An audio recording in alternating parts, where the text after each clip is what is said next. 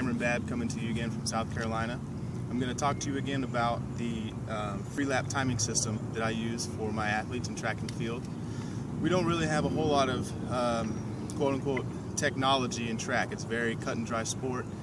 We use a lot of stopwatches, not very much equipment, medicine balls, hurdles, things like that.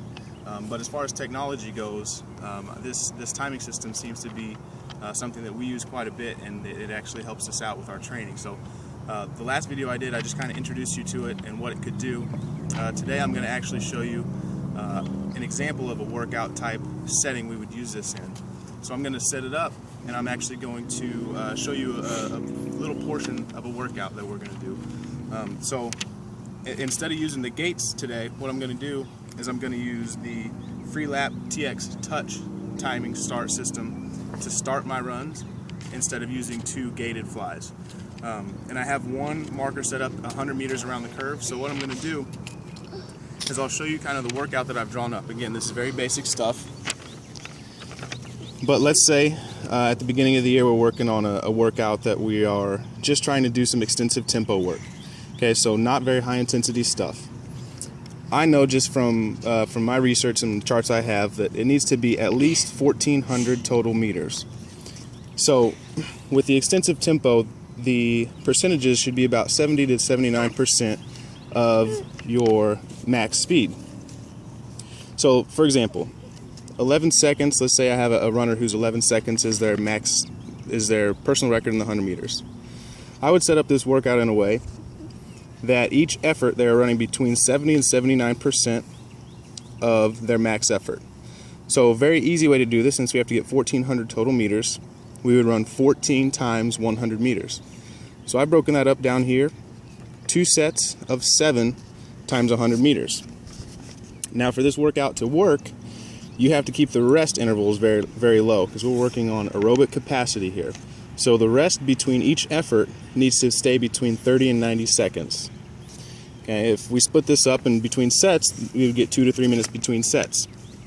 So what I'm going to do is I'm just going to show you a very short portion of this workout. I'm going to run 2 times 100 meters, and I'm going to use, again, the timing system that I have so that I can actually track my time of the efforts. So I need to come through, if I'm doing this workout, between 15 and 13 seconds. Okay?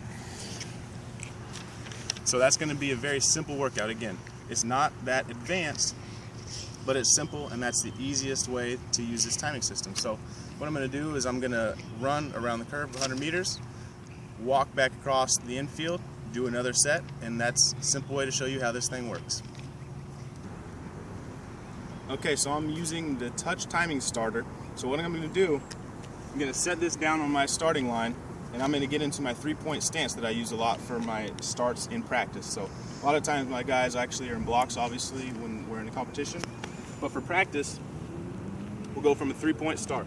So when I put my thumb on this sensor, it activates the timing system. So when I let off and start to run, it's going to start my watch. So my watch is started as I'm running.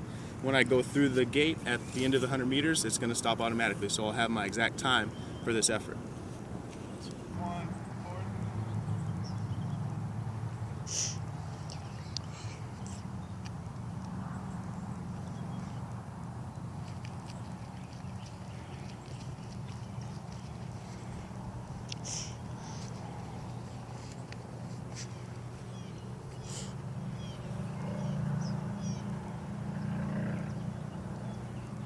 You're doing fast. Start. Okay, so I just did one effort, and since I'm going around the curve, I can walk back across the field fairly quickly. So I'm just going to go from there back to the starting line with my starter, do another set, make sure I'm hitting my times, and be on track.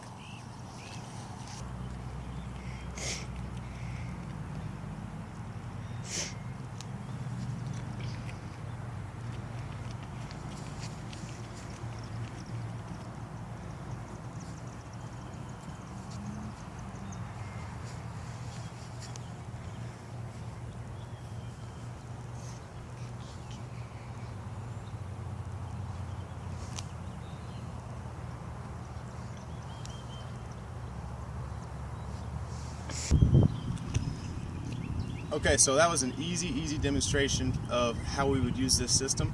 I only have done 2 reps so far, but you saw on the chart we'd need to do at least 12 more to get to 1,400 total meters. So again, if you need to keep track of numbers during a workout and you have lots of stuff to do, lots of stuff going on, easy way to keep track of statistics and data. So highly recommended. Now the one thing I do need to mention is it can get fairly expensive if you have multiple athletes that need something to keep track of. So if I was running, 10 guys in a workout, we wouldn't have each guy with their own watch. Just to give you an example, I have 2 of the gates, I have 1 starting pad, I have 2 watches, and 2 waistbands that go with it. That whole package ran me about $1,000. So it's still a little bit more cost effective than a laser system, a lot more accurate than stopwatches. So it's good to use if you have the means to do it.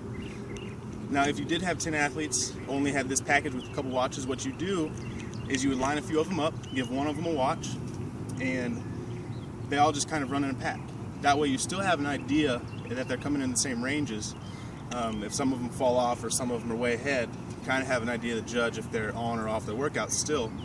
At least you have an idea that they're on for that group or off for the group. So if you have a couple watches for an entire group, that's not a bad thing. Just run them in packs and you can get the same thing done. So very good system, very effective for my team. We found it very helpful for us. So if you need to write together workouts or keep track of data or do a study or anything like that, and you need to be accurate, definitely something that you can do. So again, free lap timing system.